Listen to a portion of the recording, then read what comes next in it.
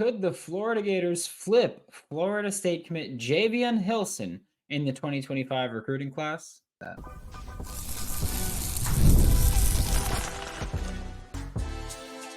You are Locked On Gators, your daily podcast on the Florida Gators. Part of the Locked On Podcast Network, your team every day. Hello and welcome back to another episode of Locked On Gators, part of the Locked On Podcast Network, your team every day. Thanks for making Locked On Gators your first listen of the day every day. We are available daily and free wherever you listen to podcasts, and we might be getting a bonus episode at some point this week if there's a commitment. Just saying, could be something that happens. Happy Friday. I am Brandon Olsen. Find me on Twitter at WNS_Brandon. Find me on Subtext at joinsubtext.com/LockedOnGators. If you want to be a part of that, we'll be talking about the draft. We'll be talking about recruiting. It'll be fun. Now here's Brian Smith, Locked On's recruiting insider. Joining me now for Locked On Gators is Brian Smith, Locked On's recruiting insider and the host of Locked On Seminoles, which is relevant. It is relevant. Calm down. I'd like to thank LinkedIn Jobs for being the official college football recruiting sponsor across the Locked On College Network. LinkedIn Jobs helps you find the right tools and the right candidates that you want to talk to faster. Post your job for free at linkedin.com/LockedOnCollege. Terms and conditions apply. And Brian, we're going to go right into it with Javian Hilson, who is currently committed to Florida State, and we'll talk about his recruitment in a minute. But first, we haven't really had a conversation about him as a player. What do you think about his film, or if you've been able to see him in person? I've seen him in person multiple times. He's an elite player. It's not in question. He's a kid that is a pure edge pass rusher. He's completely locked in with it. Like, he's the guy on Friday night that doesn't go out with his friends or go to the basketball game. He goes and does drills. There aren't many guys like that, especially in Florida. Like, it's a little different animal. So when you have his first step get off and his natural length, he's just over 230 pounds right now. It's rare to have that mentality on top of it. And he's a really humble guy too, really down to earth. That package together, I know rivals either put him as a 5-star or is considering it, and he's hovering around there on a couple of different sites. He's an elite player. Yeah, you mentioned he's got that work ethic that's not super common. And I feel like with just a lot of high school players, that kind of work ethic of just like the professional approach of like, yep, I'm just going to go do drills isn't super common, but specifically in the state of Florida, we know about that. And that opens up this even weirder commitment to make it really weird, where do you think Florida State keeps him? Because, and I ask this because he's a Florida kid, but he's a Florida kid with a good head on his shoulders. However, he's committed. He's got 4 official visits scheduled, Florida State, and then another 3 official visits scheduled right now. And he said he might add more. He said his recruitment is still open, even though he still feels good about Florida State. Do you think Florida State maintains this commitment as not just our Locked On recruiting insider, but the host of Locked On Seminoles? I don't think there's any doubt that it's questionable.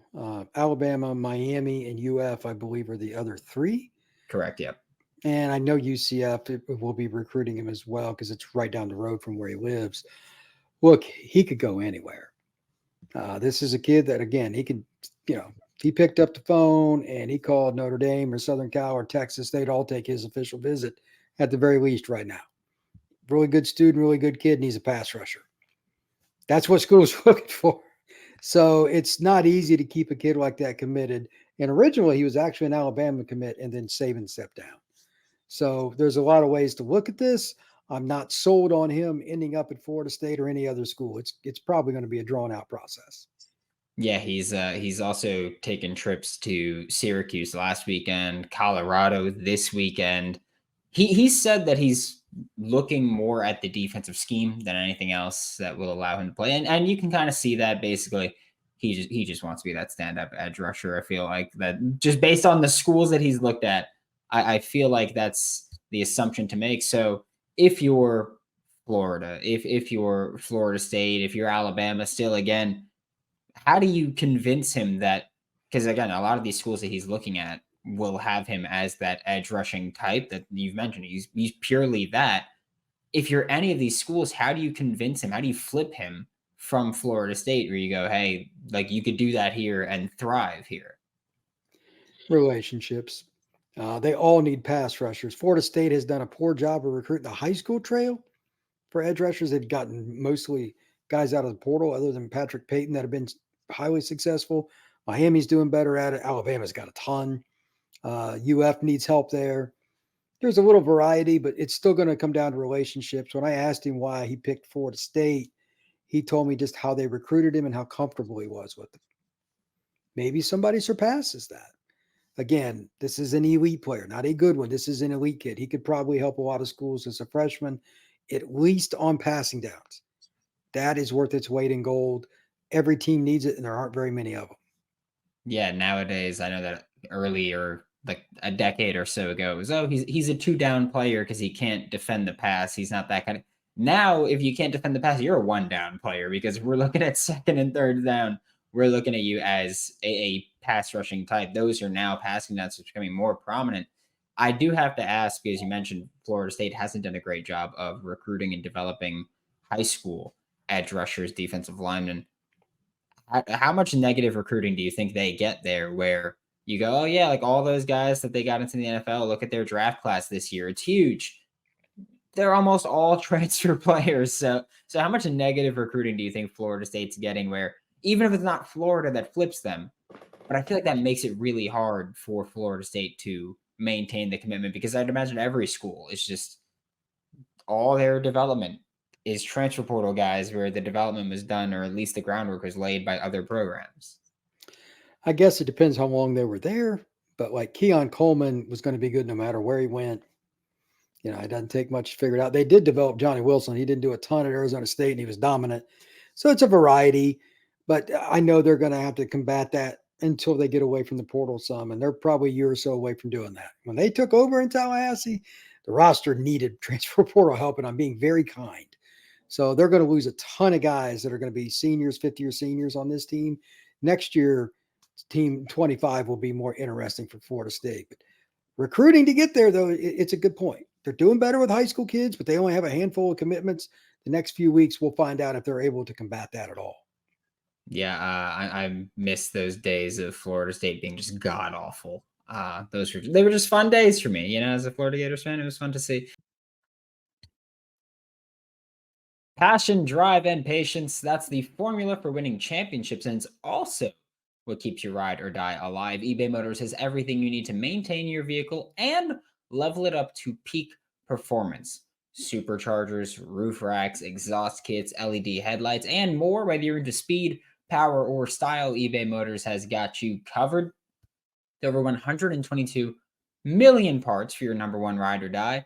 You'll always find exactly what you're looking for, and with eBay Guaranteed Fit, your parts guaranteed to fit your ride every time or your money back. Because with eBay Motors, you're burning rubber and not cash. So the parts you need at the prices you want, it's easy to make your car the MVP and bring home huge wins. Keep your ride or die alive at ebaymotors.com. Eligible items only, exclusions apply, and eBay Guaranteed Fit is only available to U.S. customers.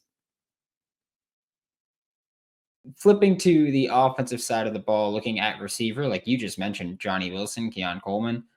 Kobe Howard is the next name that we are talking about with the Florida Gators. And we've talked about him before, but you got to see him fairly recently. What stood out to you from him there?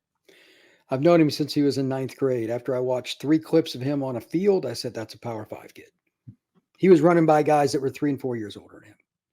He's got elite speed, stop and start, very competitive, wins 50-50s, and he really enjoys the sport. He's learning routes. He's getting better at it, better at concepts. And he's a guy that's been through a lot. I mean, he had a broken leg at a Miami camp. Like his leg snapped, came back from it, and I watched him the next spring flying by guys at 7-on-7 tournament. Very, very determined kid. In his offer list, Tennessee, Florida, Miami, Florida State. He's got offers all over the place, and he's earned them. So now he's in South Florida. He's playing at a prominent program, Chaminade. I mean, he's got kind of the world right where he wants it. But it's because he's done the right things. So God-given ability and effort. It's kind of like Hilson. Can't teach it, and this kid's got it. Yeah, well, I mean, you mentioned that he's got that effort. He's doing the right things. What do you think he's looking for mostly on the recruiting trail? Because his list right now seems like it's Florida, UCF, Florida State, and then Pittsburgh in there. So I feel like there's not necessarily one thing that ties him to, oh, this is clearly what he's looking for offensively? Comfort with the guys he's going to play with. Like I know he knows DJ Lagway. He's from the Panhandle originally. He knows Florida State's roster. The relationship he has with the players for him is important. I know him pretty well. I would say Florida and Florida State are the teams to watch. That's not real shocking with a Panhandle kid, to be honest with you. I would imagine that also the fit. He's a deep ball guy. If you can't consistently throw the ball down the field, it won't work out, or at least in his expectations for when he gets there. Getting Lagway is a big part of it for the Gators. So they obviously didn't throw deep very much last year, as we've discussed on this show. Florida State did, but they had Keon and Johnny. I could throw to those guys. It'll be interesting to see if it changes, but I expect Florida State to get his commitment this summer. We'll see if he takes any other visits after that. Yeah, I do have to ask, or I'm assuming that you've seen Florida's spring game and DJ Lagway pretty much lighting it up. Looked really good there. How much of a selling point is that where Florida can just go to any receiver in this 2025 class and say, hey, you want that throwing to you? Come on over. I think it's a big factor. Everybody wants to play with good players, and DJ's a nice guy. It's not hard for him to relate. He's helping the staff. I know this firsthand. He is helping the kids relate to what's going on campus. This is why you should come to Gainesville. This is why you should be a Gator, blah, blah, blah. I've seen the text messages sent to me. So he's involved. He's bought into the program. Good for him. Good for the Gators. And again, he's got a cannon for an arm, and he's a natural athlete. Pretty easy sell for Florida. Yeah, and what do you think of Kobe Howard timeline-wise, or what are you expecting timeline-wise? Because last time that we talked about him, he had a commitment date set that was March 31st. And even at the time that we recorded, we kind of knew it was going to get pushed back at the time. So he's pushed that back. Now we don't currently have a set date. Do you think that we inevitably see him set a date again? Or do you think it's just more so one of those cases of whenever he's ready to announce that decision, he'll announce that decision? I think it'll be sooner than later because he's been recruited since he was a freshman in high school. It's a little easier for him, but this, like by June at the latest, is my guess. The next month or so, he should probably make a decision. Maybe make one once spring ball gets started at Chaminade in the month of May. That's my guess. We've all been there before, whether it's as a player or as a fan. It's halftime. Scoreboard's really not looking too good for you. You feel low, not sure you or your team can pull out a win. That's when you dig deep, take a deep breath in through the nose, out through the mouth, shake it off, lock in. Right? Like you gotta lock in there, say to yourself, all right, time to get back in the game, pull off some bank heists, and take as much of my friend's money as I possibly can. With the smash hit mobile game Monopoly Go, it lets you compete with your friends to get the richest and the biggest empire. It's Monopoly you love, but on your phone anytime with tons of new twists, including leaderboards to compare your progress to your buddies. Like, I like to beat them. Just saying, I like to win. I like to talk my trash. Play on countless dynamic Monopoly boards. Make your friends bankrupt by smashing their landmarks with a wrecking ball. Why not? You can Miley Cyrus that stuff. You can even work with your friends to crack open community chests and in tournaments to get extra rewards and climb the leaderboard. So get back out there, put on your game face, and download Monopoly Go now free on the App Store or on Google Play. And the last player that we're going to talk about today is offensive lineman Zaire Addison, which I've decided to stop getting my hopes up for offensive linemen at this point because things have gone relatively not great on the recruiting trail, specifically on the offensive line. I mean, Florida, you landed Peyton Joseph in February, which was a very out of nowhere commitment. It wasn't one that Florida Gators fans, and myself included, were expecting to happen. And then it happened out of nowhere. And then he decommitted, and he will not be a Florida Gator. That one is not going to continue. But for Zaire Addison, before we even talk about his recruitment, what kind of tackle do you think he is? Or offensive lineman, if you think long-term he won't be a tackle? He is a tackle. Basketball player growing up, played defensive end. He was convinced to move to offensive tackle like as a sophomore. So he's relatively new to a position that's very complex. He's 285-ish, give or take, really good athlete, can play left or right, but he's a young man that's going to be as talented as anybody in the class. Now he just needs to add weight. But really taken to his craft. I've seen him several times along with Myron Charles, Hilson, and several other guys. He plays with the California Power 5-on-5 team, so I've seen him a gazillion times. He lives just outside of Tampa, plays at Sumner. It's a good program. Kick step is there, the power is there, the length is there, and the want-to is there.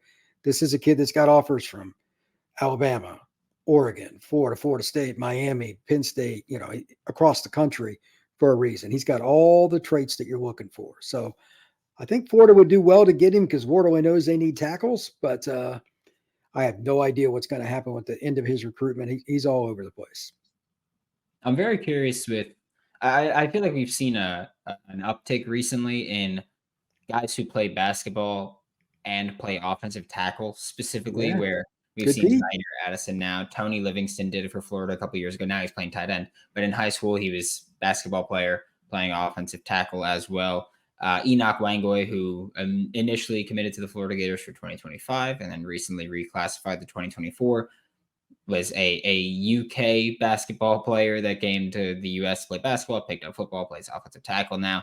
Just what do you think of that trend where we've seen it a lot? And it's understandable as well, because basketball, a lot of that's footwork and reactive athleticism. And I feel like at tackle, you're kind of always working with reactive athleticism. I think you hit it on the head. If a kid's got feet, really, really, really good feet, you can move him around to a lot of spots. Now, does he have the length and the height and the weight and the girth to play tackle is another story. But when they do, man, you can't hide on a basketball court. For the longest time, I've heard coaches talk about if we're going to offer a kid, what are other things that we can look at to help measure? One of the things they do, well, they'll go see a kid wrestle, track, basketball, whatever. How convertible some of those are is subjective, but there's nowhere to hide on a basketball court when you're in defensive position. You're going to be able to tell if they can kick step. You're going to be able to tell if they can turn and run. So he was a pretty good basketball player, talking about Zaire. Now those skills are going to help him go. He's got like 40 plus offers. It's pretty good sign. All right. So when you're recruiting a high school kid, you look for wrestling for centers, because that seems to be a big thing, and basketball for offensive tackles. Got it. Now we've got that one marked down. We found the secret sauce to finding a diamond in the rough there. But for Zaire Addison, what do you think of his recruitment so far? Because Florida State, Georgia, Oregon, UCLA, and Penn State are considered kind of the major contenders right now. So we're looking at a legitimately national battle. I feel like a lot of times you go, he's mostly regional and then one school like USC or UCLA or Penn State. But this one is just all over the place. He's got only 3 schools even in the Southeast in Florida, Florida State, and Georgia. Last time I asked him, Oregon, UCLA, Penn State, Florida State were like 4 of the schools that he mentioned. And that was just off the top of his head. But right after that or right before, he just got the Alabama offer and he's been to Florida, etc. He doesn't know where he's going. So, I mean, his visits will be everything. He's truly going through this pretty wide open. He could go to anywhere out of those schools, and he might take a visit or 2 in the fall. He might take 6 visits or something. So elite players can do that. They can get away with it. But Zaire, I don't know where he's going to sign, man. That's a long-term deal. Yeah, and I realized that, recently he started getting, there's been more traction between him and Florida, specifically the most recent offensive line hire of Jonathan DeCoster. He raved about Jonathan DeCoster, saying he's the most detail-oriented coach he's spoken to, that he loves the NFL experience that Jonathan DeCoster brings to the table, that he loves that Rob Sale will sit him down, watch film with him, and tell him where he needs to improve or what needs to be improved there. And so it's obviously impossible to really give a definitive answer here. But what do you think he's looking for as far as how Florida can position themselves and kind of separate themselves from the Florida States, the Georgias, the Oregons, all these schools that have gotten offensive linemen kind of developed and into the NFL in recent years? He needs to see them be good. It's kind of like some of the other kids, like Florida's an attractive school. It's not hard to, it's State U, it's in the SEC, etc. They got trophies up there in that hallway for a reason. But you got to prove something now. The visits will come and they'll go, but he'll probably still talk to schools. How Florida does this fall, especially like the Miami game, etc., it's going to matter. I think he'll carry out his recruitment a little while. If Florida comes out hot, they got a chance with anybody, Zaire Addison included. But the relationship part, they've already done a good job with. That the only thing left is to continue that and then win some ball games. The rest will take care of itself. Yeah, and I do have to ask, just obviously this one's another one that is impossible for you to answer, but as far as when we're talking about these kids where we go, oh, like it depends on what Florida does, how Florida performs this year on the field. What record do you need them to hit in order to be like, this was a good year for the Florida Gators, and recruits will take note? Like, is it? I feel like it's not just make a bowl game, but is it 7-5? Is it 8-4? Or is it we need you to hit those double-digit numbers that they're not going to hit? But what is it that do? I think recruits think they can win 8 games or something, which is possible. They're a little better based on what I saw in the spring game than I expected. If they can get to 8 and win 1 or 2 of those big games, I think they could really change the narrative. Till otherwise proven, I think Billy's getting fired. That's just my opinion. Prove me wrong. But recruits may have a different view, and especially, again, if they come out looking pretty good early on, a lot of kids like UF, man. It's an easy sell, and a lot of kids have good relationships with people on that staff. Florida's got a chance. They're arguably the most intriguing team in college football this next year because it can go many different directions. It's easy to make an argument for any of them.